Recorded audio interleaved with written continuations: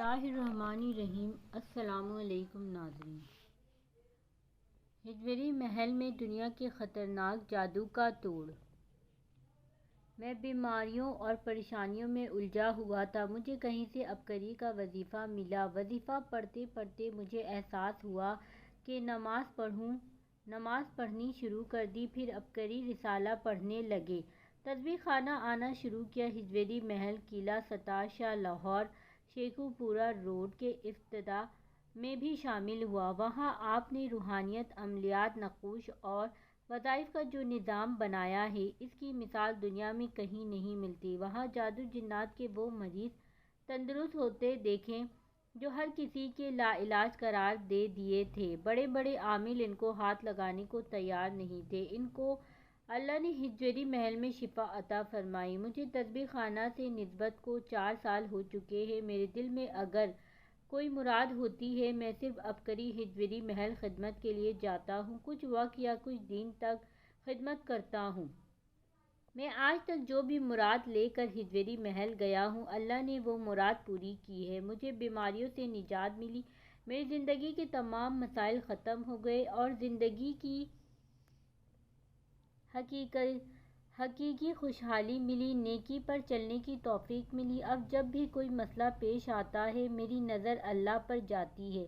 یہ سب آپ کی وجہ سے ہوا ہے۔ آپ جیسی شخصیت کا امت پر احسان ہے۔ آپ نے ان فتنوں اور خود غرضی کے ماحول میں ہمیں اللہ سے جوڑ دیا ہے۔ ہمارے تمام مسائل جس در سے حل ہونے ہیں، اس سچے در سے ملا دیا ہے، ورنہ ہم اپنے مسائل کو لے کر دنیا کے اسباب کے ساتھ الجھے رہتے۔ بے شک اللہ تعالیٰ انسان پر اتنی ہی آزمائش ڈالتا ہے جتنی کہ وہ برداشت کر سکے۔ کسی کی بساط سے بڑھ دکھ تکلیف نہیں دیتا، لیکن انسان بھول چکا ہے کہ اسے دنیا میں کیوں لایا گیا ہے اور اس کی حیات کا مقصد کیا ہے۔ وہ صرف اپنی خوشی کی تلاش میں ہے اور یہ تلاش موت کی ہچکی تک ختم نہیں ہوگی۔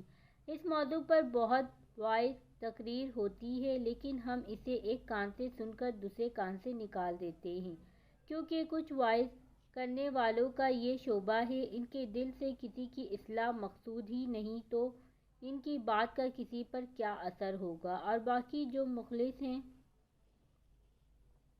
اور دوسروں کی اصلاح چاہتے ہیں، ان کی بات سن کر انسان اگر سوچنے بیٹھ بھی جائے کہ مجھے کچھ نیکی کا کام کرنا ہے، اپنے رب کی رضا کو سامنے رکھ کر زندگی کی صبح و شام گزارنی ہے، تو ماحول میں برائی کی آلودگی اتنی زیادہ ہو چکی ہے، وہ انسان کی اس کوشش کو بہت جلد ناکام بنا دیتی ہے۔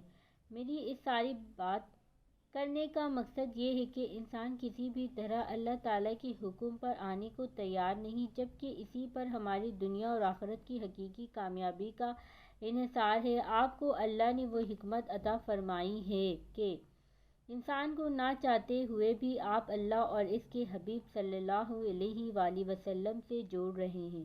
اللہ آپ کو جزائے خیر عطا فرمائے، آمین۔